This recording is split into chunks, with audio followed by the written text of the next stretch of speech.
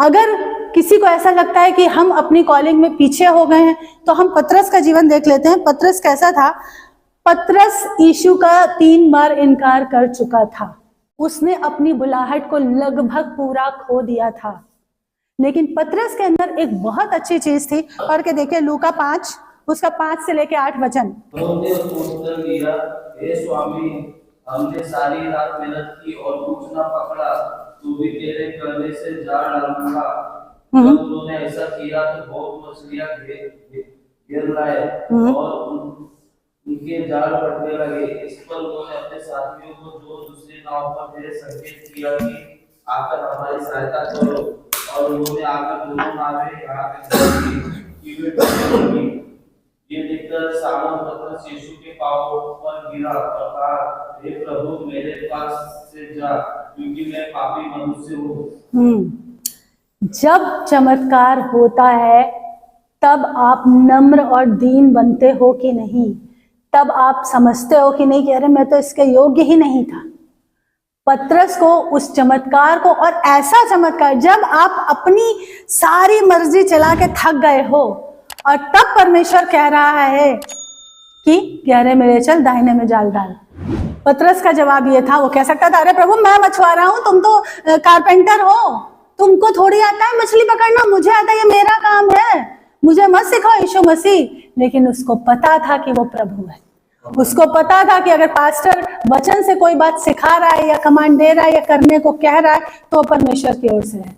हमें मानना है, हमें उस पर चलना है। पतरस ने आज जो लोग गलती करते वो गलती नहीं की। कह रहे प्रभु मुझे मत सिखाओ, मैं मछुआरा हूं, मैं बचपन से मछली पकड़ रहा हूं। उसने कहा पूरी रात मेहनत की, फिर भी अब आप कह रहे हो तो मैं ये करूंगा। और क्योंकि मैं हमेशा कहती हूँ आज्ञाकारिता आशीष लाती है। सिंस बिगनिंग, उत्पत्ति से लेकर प्रकाशित वाक्य तक कहना मानना आशीष को लाता है। कहना माना, इतनी आशीष आई, परमेश्वर का वही वादा आपके लिए भी है। इतनी आशीषें होंगी कि तुम्हारे अपने लिए मोर देन इनफ होगा। तुमको लोगों को बुला बुला के बांटना पड़ेगा कि आओ मेरी आशीषों में भागीदार हो जाओ।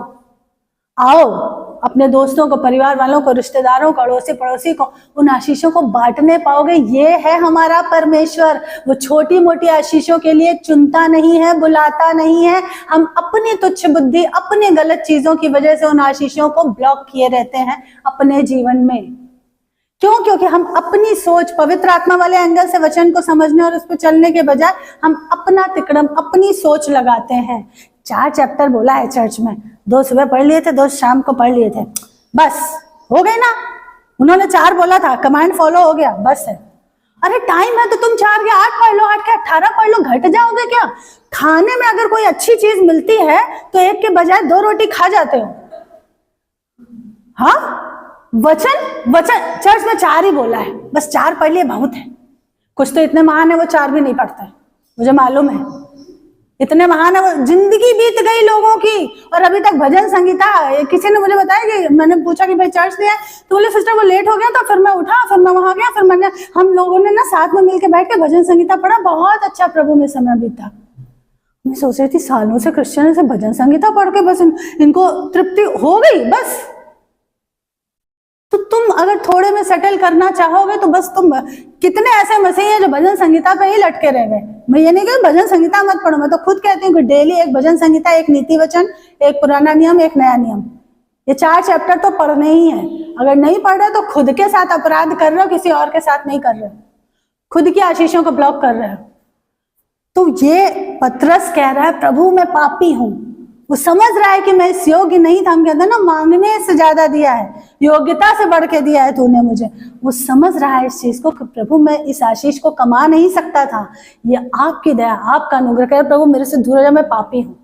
जब चमत्कार आते हैं, जब आशीषें आती हैं, जब बहुतायत की भरपूरी आती है, तो हमको विनम्र बनना है। पतरस के अंदर एक क्वालिटी सबसे अच्छी थी, वो बेचारा डर गया, चूक गया, इनकार तक मुंह से कर दिया, लेकिन वो विनम्र था। परमेश्वर को ऐसे हम्बल स्पिरिट के लोग पसंद हैं। यहां तक कि वो बार बार क्या कर रहा था, पौलुस ने उसको गलातियों के 2 चैप्टर में डांटा है, दिखावा कर रहा था। अन्य जातियों के साथ उस वक्त यहूदियों का खाना पीना वर्जित था, क्योंकि यहूदी अपने को उच्च कोटि का समझते थे, इसलिए अन्य जातियों को छोटा समझते थे। जैसे हमारे देश में ब्राह्मणवाद जो फैला हुआ है, तो पतरस इतना हम्बल था कि पौलुस जब डांट रहा है कि तुम अन्य जातियों के साथ खा पी रहे थे, पौलुस का कहना यह है, पौलुस इसलिए नहीं डांट रहा है कि तुम अन्य जातियों के साथ खा पी रहे थे, वो ये कह रहा है कि कपट मत करो, कि जब दूसरे पास्टर्स आ जाते हैं तब तुम उनके सामने दिखाते हो कि नहीं हम यहूदी हैं, हम अन्य जातियों के साथ नहीं खाते, और जब वो पास्टर लोग चले आते हैं तब तुम अन्य जातियों से भाईचारा दिखाते हो। तो वो कह रहा है खाना है तो खुलेआम खाओ, उसमें कोई बुराई नहीं है, क्योंकि मसीह ने हर किसी को बुलाया है अपने राज्य में, आमीन, हर किसी को बुलाया है। इसलिए पौलुस डांट रहा है कि कपट मत करो, दिखावा मत करो, दिखावे से परमेश्वर के सच्चे सेवक को चिढ़ होती। जो हो तुम पीठ के पीछे, वही पीठ के मुंह के आगे भी रहो, बराबर। इस और पतरस ने इस चीज का कि अरे पौलुस मैं तुमसे उम्र में बड़ा हूं, मैं ये हूं, मैंने यीशु के साथ खाया पिया है, तुमको मालूम है क्या? तुम तो थे भी नहीं वहां, तुम तो तब मारते फिर रहे थे कलीसिया को, तुमको क्या पता? लास्ट सपर में मैं था वहां, मैं तैयारी करवा रहा था, मैं खाना बनवा रहा था, तुमको क्या पता? उसने कुछ नहीं कहा। और आगे जब पतरस की पत्रियां पढ़ो, उल्टा उसने पौलुस की तारीफ की, क्योंकि पतरस ये जानता था कि वाकई में वो कहाँ गलत है और उसको किस बात के लिए टोका गया है। उसके पास ईगो नहीं था। पतरस की सबसे बेस्ट क्वालिटी ये थी, उसके पास ईगो नहीं था, वो अपनी गलती मानने में बहुत विनम्र था। इतनी उम्र, सबसे बुजुर्ग था, इतनी उम्र के बावजूद वो सीखता था, अगर गलती करता था तो एक्सेप्ट करता था, मानता था, उसको सुधारता था। ये विनम्रता परमेश्वर को भाई थी, और इसलिए परमेश्वर ने कहा था कि मैं तुझ पर अपनी कलीसिया बनाऊंगा पतरस, और अधोलोक के फाटक उस पर कभी प्रबल नहीं होंगे। परमेश्वर आत्मा है, आत्मा और सच्चाई से भजन करने, आराधना करने वालों को वो आज भी ढूंढता है, जिनके मन उसकी ओर शुद्ध हो। अभी जो बुलाहट में जो लोग चूक गए, उनमें से एक यहूदा इस्करियोती भी था, लालच में फंस के चूका। पतरस चूका, लेकिन पतरस पलट के प्रभु के पास आया। वहां पे लिखा है कि पतरस ने मुड़कर यीशु को देखा और रोया, और यीशु की आंखों की भाषा, क्योंकि वो रात दिन साथ रहता था, वो पहचानता था। यीशु ने उससे, वचन में नहीं लिखा पर मेरा ऐसा मानना है, यीशु ने उससे आंख के इशारे से कुछ तो एश्योरेंस दिया होगा, जो आत्मा में पतरस ने समझ लिया, और वो बच गया, उसकी कॉलिंग बच गई, उसका उद्धार बच गया। यहूदा इस्करियोती ने क्या किया? यीशु का सौदा किया, यीशु को कपट के साथ बेचा, और जब उसको रियलाइज हुई अपनी गिल्टी, अपनी गलती, अगर गलती हो भी जाती है, देखो मैं ये बात बार बार कहती हूँ, हम परमेश्वर नहीं है, हो सकता है बाई चांस हमसे गलती हो भी जाए, उद्धार के बाद भी कोई बड़ी बात नहीं है। पलट के यीशु के पास आओ। शैतानों के पास, वो उन्हीं शैतानों के पास गया जिनसे सौदा किया था। यहूदा इस्करियोती मुझे लगता है 100% माफ कर दिया जाता अगर वो पलट के यीशु के पास आता। यीशु ने अंत तक, यीशु को पता था, देखो उस लास्ट सफर वाली स्टोरी को पढ़ के देखो। अभी जब गुड फ्राइडे की सर्विस होगी तब हम वो सारे वचन पढ़ेंगे, और ईस्टर में हम ये सब चीजें सीखेंगे, लेकिन पहले पढ़ के देखो।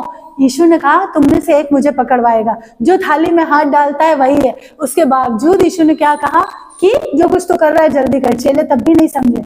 गत्समनी के बाद में उसने साइन दिया था कि जिसको मैं चूम लूंगा समझ लेना वही यीशु है। वो सैनिक भी थोड़ी दूर पे थे, वो आगे आगे आया, चूम के उसने दूर से साइन दिया कि ये यीशु है। यीशु ने तब भी कहा हे मित्र। यहूदा इस्करियोती को पढ़ो, वहां पे लिखा है मित्र। यीशु ने उसको तब भी दोस्त कहा है। यीशु ने किसी चेले तक को रिवील नहीं किया कि यही पकड़वाएगा मुझे, और चेलों को एंड तक पता ना चलता अगर यहूदा इस्करियोती फांसी ना लेता। कोई नहीं जान पाता कि इसने पकड़वाया, नहीं पता था चेलों को। पवित्र आत्मा कभी भी एक के पाप दूसरे को नहीं बताएगा, एक का गुनाह दूसरे को नहीं बताएगा। तुम सीधा यीशु के पास जाओ।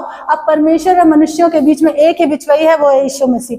तुम सीधा यीशु के पास जाओ, कहो पिताजी यीशु मुझसे ये गलती हुई, मुझे माफ कर दो। यीशु का लहू आज भी ताजा है, जिंदा है माफ करने के लिए। शैतान के धोखे में मत आओ कि तुमने अब ये पाप कर दिया, अब तुम इस योग्य नहीं रहे कि अब तुम प्रार्थना करो, अब तुम कम्युनियन खाओ, अब तुम ये करो। उससे पहले ही तुम जाओ और यीशु से माफी मांग लो, और ये अनुग्रह मांगो कि आइंदा गलतियां ना हो, आइंदा पाप ना हो। फिसल जाना बड़ी बात नहीं है, पर पलट के यीशु के पास आओ। पतरस की बुलाहट को रेस्टोर उसके ही नेचर ने किया। हम्बल था, दीन था, यीशु के पास पलट के गया, इसलिए उसकी बुलाहट वापस रेस्टोर हुई। गेहजी, यहूदा इस्करियोती पुराना नियम में गेहजी लालची था। गेहजी ने अपनी बुलाहट खो दी, उल्टा शाप कमाया। गेहजी वो जो नामान कोड़ी का कोढ़ था जो शुद्ध हो चुका था वो गेहजी के ऊपर आ गया, उसकी पीढ़ियों पे आ गया। सोचो, ये जो एलिशा था, एलिशा की बुलाहट क्या थी? एलिशा की बुलाहट एलिया के चेले की तरह, शिष्य की तरह नहीं हुई थी। एलिशा की बुलाहट एलिया के नौकर की तरह हुई थी। वो एलिया के हाथों को धुलाता था, उसके नौकर की तरह। और एलिशा कोई छोटा मोटा व्यक्ति नहीं था। आप पढ़ के देख लीजिए, पहला राजा 19 का 19। तब वो वहां से चल दिया और साफात का पुत्र एलीशा उसे मिला, जो 12 जोड़ी बैल अपने आगे किए हुए स्वयं 12वीं के साथ होकर हल जोत रहा था। उसके पास जाकर एलिया ने अपनी चद्दर उस पर डाल दी। अभी जिसके पास खेती बाड़ी है, जिसके पास 12 जोड़ी बैल है, वो कोई छोटा व्यक्ति है? सोच के देखो, उस समय के हिसाब से जमीन जायदाद, खेत खलियान होना, पशुधन होना बहुत बड़ी बात थी। आज के हिसाब से जैसे हमारे पास बंगले हो, मर्सिडीज हो, करोड़ों का बैंक बैलेंस हो, ये उस समय के हिसाब से बड़ा व्यक्ति था, छोटा मोटा व्यक्ति नहीं था। और जब एलिया ने उसको बुलाया है, वो अपनी बुलाहट को पहचान के उसके पीछे पीछे सेवक बन के आया है, क्योंकि एलिशा विनम्रता के साथ यीशु के पीछे चला, यहोवा के पीछे चला, एलिया को फॉलो किया, एलिया की सेवा करी, एलिया के कमांड को फॉलो करता रहा, इसलिए उसने दुगनी आशीष पाई, दुगना अभिषेक पाया। ये कोई छोटा व्यक्ति नहीं था, इतना अमीर था, रिच व्यक्ति था, लेकिन हम्बल था। और उसने एक काम ये किया, आगे इसी वचन में पढ़ के देख लेना, उसने अपने बैलों को काट के बलि चढ़ा दिया ताकि वापस लौटने का मेरे पास रास्ता ना रहे। जब उसको अपनी बुलाहट समझ में आ गई तो वो पूरी तरह से, पूरे मन से पीछे पीछे चला, इसलिए उसने डबल पोर्शन पाया। एलिशा का जो लास्ट अभिषेक, जो मिरेकल हुआ था, 7 चमत्कार एलिया ने किए थे, एलिशा ने 14 किए थे। जो 14वां एलिशा का चमत्कार था वो क्या था? उसकी डेड हड्डियों पे, उस समय युद्ध हुआ करते थे ना बहुत, तो कोई मुर्दा गाड़ने ले जा रहे थे, जल्दी जल्दी में खुदाई करी, वहीं वो कब्र खोद डाली जो एलिशा की कब्र थी। और जब देखा कि मिद्यानियों के दल आ रहे हैं हमला करने के लिए, वो डेड बॉडी वहीं फेंक के वो इजरायली भागे। और जैसे ही वो डेड बॉडी वहां फेंकी, उसके कंकाल से छुई, एलिशा की हड्डियों से छुई, वो मुर्दा जिंदा हो गया। ये 14वां आश्चर्यक्रम उसके मरने के बाद हुआ। इतना अभिषेक, विनम्रता अभिषेक को खींचती है। जब विनम्र हो गए तो आज्ञाकारी भी हो गए, जब आज्ञाकारी हो गए तो ऑटोमेटिक अभिषेक खींचेगा, आशीषें खींचेंगी, चुंबक की तरह खींच के आपके पास आएंगी। ये उसका वायदा है, उसका वायदा कभी अधूरा नहीं रहता, कभी ऐसा नहीं होता कि मिट जाए, पूरा ही ना हो। यह हमेशा हमेशा के लिए पूरा होता है। प्रेरितों के काम, उसका 8वां चैप्टर निकालिए जरा, 12 और 13 पढ़िए। परंतु जब उन्होंने फिलिप्पुस का विश्वास किया, जो परमेश्वर के राज्य और यीशु के नाम का सुसमाचार सुनाता था, तो लोग क्या पुरुष क्या स्त्री बपतिस्मा लेने लगे। तब सबों ने स्वयं भी विश्वास किया और बपतिस्मा लेकर फिलिप्पुस के साथ रहने लगा। वो चिन्ह और बड़े बड़े सामर्थ के काम होते देखकर चकित होता था। ये जो शमौन था, ये जादूगर था। ये अपने जादू से उस समय के लोगों को भरमाए हुए था, और लोग उसको सोचते थे कि कोई, क्योंकि जो परमेश्वर को नहीं जानता वो किसी भी चीज से आसानी से बहक जाता है और उसी की पूजा पाठ करने लगता है कि ये बाबा जी सच्चे, ये फलाने सच्चे, ये गुरु जी सच्चे, उसी में बहक जाता है। आज भी बहुत कुछ हो रहा है, यहाँ तक कि मसीहत में भी वो दुष्ट आत्माएं घुस आई हैं और मसीहत में भी ये गलत चीजें हो रही हैं, जो कि हमें अपनी वचन की सही समझ पवित्र आत्मा वाले एंगल से समझना है और उनसे दूर रहना है। तो यहाँ पर ये जो शमौन जादूगर था, ये देख रहा है कि अरे बाबा, ये प्रेरित लोग काम करते हैं तो ऐसा पवित्र आत्मा मिल जाता है, ऐसे हो जाता है, वैसे हो जाता है। आगे लिखा है कि ये मसीह में आ तो गया था, लेकिन ये किस चीज, ये मसीह के लिए नहीं आया था। ये वो जो चिन्ह और चमत्कार, क्योंकि वो अपने जादू से भी वही चीजें करता था ना, तो वो उन चीजों को देख, उससे बड़े बड़े चिन्ह और चमत्कार हो रहे थे, तो वो उनको देख के उस लालच में मसीह के पास आया था। परमेश्वर को सबका मन पता है, वो उस लालच में आया था और उसी लालच के तहत वो मसीह में चल भी रहा था। लेकिन जब उसने ये कहा कि पैसे ले लो, क्योंकि वो जहां से आया था तंत्र मंत्र वाली दुनिया से, वहां यही होता था, पैसे लेके वो तुम्हारे लिए छोड़ देते हैं। हम क्या करते हैं, हर किसी को खुद यीशु से बातचीत करना सिखाते हैं, प्रार्थना करना सिखाते हैं। कोई नया व्यक्ति आया, उसने बोला मुझे प्रार्थना करना नहीं आता, तो हम उसको सिखाते हैं। हमें नहीं कहते हाँ हम तुम्हारे लिए कर देंगे, ठीक है हम भी करेंगे तुम्हारे लिए, पर तुम खुद रिश्ता जोड़ो यीशु से, खुद बात करो यीशु से, वही प्रार्थना है। कैसे बातचीत करनी तुम खुद सीखो।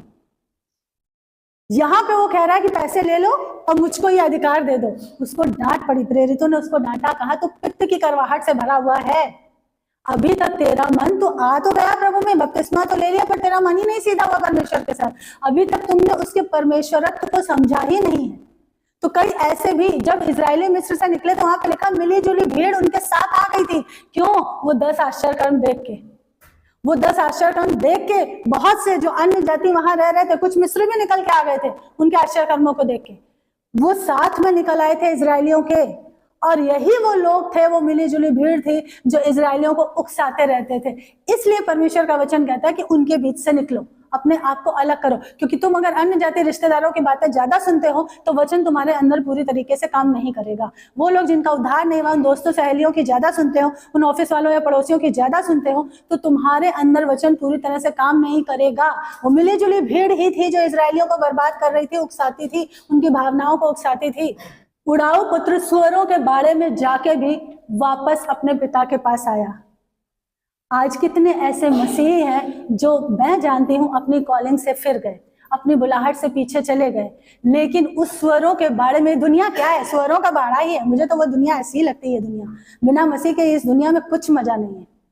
और मुझे समझ नहीं आता मसीहियों को यीशु के साथ मजा क्यों नहीं आता है। एक हमारा पुराना गीत था, यीशु में यारों मजा ही मजा है, आसूदा कर दे वो ऐसी गिजा है, नफरत से जलती दोपहरी में भी उल्फत की बहती वो ठंडी हवा है। यीशु में वो मजा है, जितना मजा यीशु में दुनिया में कहीं नहीं है। हर बीमारी की तोड़, हर तंत्र मंत्र की तोड़, हर गलत तुम्हारी पीठ के पीछे बनने वाले हर षड्यंत्र की तोड़ सिर्फ यीशु के पास है। अगर सुअर बाड़े में भी चले गए हैं कुछ लोग जो शायद मुझे बाद में सुने सोशल मीडिया पे, तो मेरी यह दरखास्त है कि वापस लौटाओ पुत्र की तरह, क्योंकि पिता इंतजार कर रहा है। वो आखिरी सांस तक उम्मीद नहीं छोड़ता है। उसकी आखिरी सांस नहीं, वो अनंत काल का परमेश्वर है। तुम्हारी आखिरी सांस तक वो उम्मीद नहीं छोड़ता है कि शायद अब ये मेरा बेटा लौट आएगा, अब ये मेरी बेटी लौट आएगी। मैं ऐसे लोगों को जानती हूँ जिन्होंने धन दौलत के लालच में अपने उद्धार से समझौता कर लिया। आज वो बड़े सफल हैं, लेकिन उद्धार खो चुके हैं। और मुझे बड़ा तरस आता है उन लोगों के लिए, क्योंकि वो पूरी तरह से उसी गड्ढे में लौट गए हैं। जिस वक्त नामान कोढ़ी शुद्ध किया गया था एलिशा के द्वारा, उस वक्त बहुत से कोढ़ी थे इजराइल में, लेकिन सिर्फ नामान कोढ़ी ही क्यों शुद्ध किया गया? नामान कोढ़ी भी शुद्ध होने से या चंगाई पाने से रह जाता। उसके बुद्धिमान सेवक अगर उसको ना समझाते, अगर वो अपना घमंड छोड़कर विनम्र होकर कहना ना मानता, तो नामान कोढ़ी भी रह जाता। वचन में लिखा, लूका 4:27 में लिखा हुआ है कि नामान कोढ़ी ही नहीं, इजराइल में बहुत से उस वक्त कोढ़ी थे। अगर वो एलिशा के पास आते, अगर वो कहना मानते, तो शायद वो भी सक्सेसफुल हो जाते, शायद वो भी चंगे हो जाते। पर उन्होंने उस वक्त की उस चीज के इंपॉर्टेंस को नहीं समझा। जैसे आज बहुत से विश्वासी हैं जो सिर्फ इसलिए कि चिन्ह और चमत्कार मिल जाए, खरे वचन और सच्चाई ईमानदारी के जीवन की इंपॉर्टेंस को नहीं समझते। यीशु के बारे में एक चीज लिखी है, आप देख लीजिए, लूका 4 में ही लिखा है, उसका 14 और 16 वचन पढ़िए। हाँ, आसपास के सारे देश में फिर वो नासरत में आया, जहाँ पागल पोसा गया था, और अपनी रीति के अनुसार सत्य के दिन आराधनालय में जाकर पढ़ने के लिए खड़ा हुआ। अभी यहाँ पे लिखा हुआ है, और इसी में आगे 38 वर्ष में लिखा हुआ है, मैं पढ़ देती हूँ आपके लिए। वह आराधनालय में से उठकर शमौन के घर पर गया। इसका मतलब उस वक्त भी वो आराधनालय में था। जगह जगह यीशु के बारे में लिखा है, आराधनालय मीन्स चर्च। वो चर्च में था, वो मंदिर में था। यहूदियों का मंदिर बोलते हैं ना उसको, आराधनालय बोलते हैं हिंदी में। वो चर्च में हर समय। और इससे पहले लिखा है लूका 4:14 में, यीशु आत्मा की सामर्थ्य से भरा हुआ था। आत्मा की सामर्थ्य से भरने के बावजूद 16वें वचन में कह रहा कि वो आराधनालय में था। वो जंगल का जो टेस्टिंग पीरियड था उसको पार करके आ चुका था। अब वो कह सकता था कि अब मैं ही सब कुछ हूं, अब मैं क्यों चर्च जाऊं? नहीं, उसने आखिर तक जो कमांड था एज ए यहूदी आराधनालय में उपस्थित रहने का, यीशु ने वो फॉलो किया है। तो एज ए बिलीवर हमको और आपको कितना ज्यादा इस चीज को फॉलो करना है, चर्च में उपस्थित रहने का, कलीसिया में उपस्थित रहने का। मुझे समझ नहीं आता कैसे विश्वासी महीनों चर्च से दूर रहते हैं, हफ्तों चर्च से दूर रहते हैं। कुछ नए विश्वासियों का तो समझ में आता है, जो नए हैं उनको जबरदस्ती खींच खींच के लाया जाता है। वो 2 संडे आते, फिर 4 संडे गायब, फिर 3 संडे आते, फिर पूरा 1 महीना गायब। और पूछो तो अरे ये था, अरे वो, क्योंकि उनका अभी कनेक्शन नहीं जुड़ा है, उनका रिश्ता ही नहीं जुड़ा है। और एक जो कहावत है पुरानी हिंदी की कि बांधे बाजारे नहीं लगती, मतलब जबरदस्ती आप सौदा नहीं कर सकते किसी को प्यार करवाने का किसी से। तो जबरदस्ती नहीं आप उनको चर्च में ला सकते या बिठा सकते। एक बार ला सकते हो, 2 बार ला सकते हो, जब तक दिल से। लेकिन जो खुद को विश्वासी कहते हैं वो लोग कैसे चर्च से दूर रहते हैं, जबकि यहाँ पूरे वचन, पूरे गॉस्पेल में देख लो, वो जंगल की जो टेस्टिंग है वो पार करके आ गया है। यीशु आत्मा की सामर्थ्य से भर गया है, यीशु की सेवकाई शुरू हो गई, still he is in the church. Yeshu, कोई और नहीं, कोई व्यक्ति नहीं, खुद यीशु कलीसिया में हर बार। उस समय शनिवार को आराधना हुआ करती थी यहूदियों के कल्चर के हिसाब से, जो यहोवा ने वचन दिया था, हफ्ते के आखिरी दिन, सब्त का दिन। अब आज के टाइमिंग समय के हिसाब से हफ्ते के पहले दिन यानी संडे को आराधना होती है। यीशु हर सैटरडे मौजूद रहते थे। हमारी और आपकी जिम्मेदारी है हर संडे पिता के भवन में मौजूद रहना बिना नागा। जैसे हम बिना नागा ब्रेकफास्ट, लंच और डिनर करते हैं और हमें समझ नहीं आता कि इससे क्या फायदा हो रहा है। इससे हमारी आत्मा को पोषण मिलता है संडे चर्च आने से। खाना खाने से शरीर को बल मिलता है, संडे चर्च आने से आत्मा को पोषण मिलता है, ऑक्सीजन मिलती है। जो यीशु ने किया है वो हमें करना है। और जंगल की टेस्टिंग हम बहुत ईजिली बिना शैतान के भरमाए हुए पार कर लेंगे, क्योंकि जंगल के बाद कनान हमारा वेट कर रहा है, प्रॉमिस लैंड हमारा वेट कर रहा है, इस धरती पे भी और वहां भी। ये उसका वादा है, ये उसका एश्योरेंस है। आमीन। तो अगर आशीषों में बढ़ना है तो पहली चीज पतरस की तरह हम्बल हो जाएं, दूसरी चीज अब्राहम की तरह कहना मानना सीखें, बिना ये नहीं आगे बताओ फिर अच्छा ठीक है हम वहां तक जाएंगे, हाँ द्वारका तक चले गए, उसके बाद क्या करना, नहीं वहां पहुंचे उसके बाद बताएंगे ना। ऐसा परमेश्वर है, अब्राहम की तरह और यीशु की तरह हर संडे मौजूद रहना है प्रभु के भवन में। तब छोटे मोटे चमत्कार नहीं, आशीषों का मूल बनने के लिए जो चुने गए हो वो आपके जीवन में हो जाएगा। कोई बीमारी, कोई तंत्र मंत्र, कोई इंसानों का या दुष्ट की शक्तियों का षड्यंत्र आपके जीवन को छू नहीं पाएगा, ये उसका वादा है। आमीन। आइए दुआ करें। पिता यीशु के सामर्थ्यशाली नाम है प्रभु जी, जो आपका वचन आत्मा के जरिए से पहुंचा प्रभु जी, उसको आपके लोगों को दिया गया परमेश्वर, और होने दीजिए कि इनके मनों में अमिट हो जाए, छप जाए, हमेशा के लिए हृदय की पटियाओं पे लिख जाए। और जो कुछ आज इस वचन से इन लोगों ने सीखा है उसको कैरी करें, बाहर जाएं, वचन के बीज बोएं और लोगों को लाके कलीसिया से जोड़ें, ताकि परमेश्वर वो बिन चरवाए की भेड़ों की तरह ना रहें, ताकि परमेश्वर अंतिम समय में बहुत से लोग बचा लिए जाए। पिता यीशु के सामर्थ्यशाली नाम में हर एक बीमारी और इन्फर्मिटी लाने वाली दुष्ट की शक्ति को प्रभु जी पवित्र आत्मा की फायर और यीशु का लहू डाल के जलाते हैं परमेश्वर। एलर्जी के स्पिरिट को, स्पिरिट ऑफ इन्फर्मिटी को, और परमेश्वर जो कुछ भी पीछे से लोगों के जीवन में अगर किसी ने तंत्र मंत्र किया है परमेश्वर, उस तंत्र मंत्र की शक्ति को, क्योंकि हम मसीह में जीवन से बढ़कर हैं, हम यीशु के बेटे बेटियां, उसके नाते हम अधिकार लेते हैं प्रभु जी। आपका लहू पवित्र आत्मा की फायर डाल के जलाते हैं परमेश्वर, उस अंधकार की शक्ति को, उस किए गए तंत्र मंत्र को तोड़ते हैं पिता यीशु मसीह के नाम से। हर बुरी नजर, हर इविल आई को तोड़ते हैं पिता यीशु मसीह के नाम से। तेरे लोगों के जीवन से इन सबको तेरे लहू में ढापते हैं, इनके घरों को, बैंक बैलेंस को, इनकी गाड़ियों को, इनके स्टोर हाउस को यीशु आपके लहू में ढापते हैं परमेश्वर। यीशु का लहू वो बड़ा है जिसे शैतान बेध नहीं सकता। प्रभु धन्यवाद देते हैं, धन्यवाद देते हैं कि तू तेरे लोगों को पवित्र आत्मा के अकॉर्डिंग खरी चाल चलना सिखा रहा है, क्योंकि अगर हम अपने चाल चलन से कोई छेद छोड़ देंगे तो शैतान को घुसने का मौका मिलेगा। पर तू यहाँ बैठे हर एक व्यक्ति को इतना मजबूत और इतना समझदार बना रहा है कि हम बैरी के लिए कोई भी छेद खुला नहीं छोड़ेंगे। हम पवित्र आत्मा की गाइडेंस में, वचन के प्रकाशन में, क्योंकि तेरे वचन में लिखा कि तेरा वचन मेरे पांव के लिए दीपक और मेरे मार्ग के लिए उजियाला है, उस रीति से प्रभु हम बढ़ते जाएंगे आपके वचन के प्रकाशन में, आपके कहना मानने में, आपकी आज्ञाकारिता में, क्योंकि आज्ञाकारिता आशीषों को चुंबक की तरह खींचती है। हम अपने जीवन में उन तमाम आशीषों को रिलीज करते हैं जो यूहन्ना 10:10 में आपने कहा है कि आप बहुतायत के परमेश्वर हो। यहाँ मौजूद एक एक व्यक्ति के जीवन में परमेश्वर, जिनके कोर्ट केस चल रहे हैं यीशु के नाम से परमेश्वर, वो सारे कोर्ट केस खत्म हो इसी वक्त हम हुक्म देते हैं। जो वकील है, जो जज है, उनको तेरे बच्चों के फेवर में, उनके मनों में अनुग्रह डाल पिता यीशु मसीह के नाम में, वो इस चीज से बरी और आजाद हो जाए। कोर्ट और कचहरी के चक्कर बंद हो,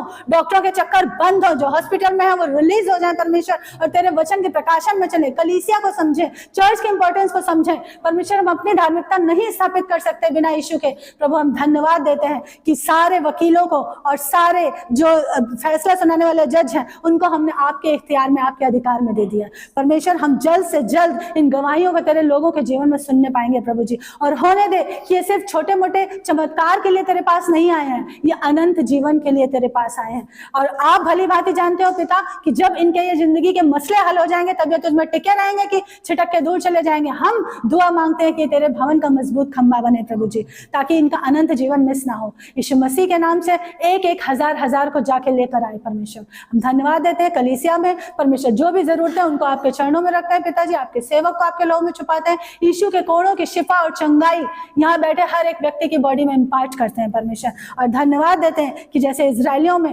कभी कोई रोगी नहीं रहा, वही तेरी डिवाइन हीलिंग हमको कभी भी इस रोग में रहने नहीं देगी परमेश्वर। हम धन्यवाद देते हैं, कोई भी बीमार नहीं रहेगा इस कलीसिया के अंदर, कोई भी कमी घटी में नहीं रहेगा, कोई भी कोर्ट कचहरी में फंसा नहीं रहेगा, क्योंकि आपने कहा कि आज ये वचन पूरा हुआ। मैं बंधुओं को आजादी का सुसमाचार सुनाने आया हूँ, मैं तुम्हारे सिर पर की राख को उलट कर सुंदर पगड़ी पहनाने आया हूँ परमेश्वर। धन्यवाद आपके इस वायदे के लिए।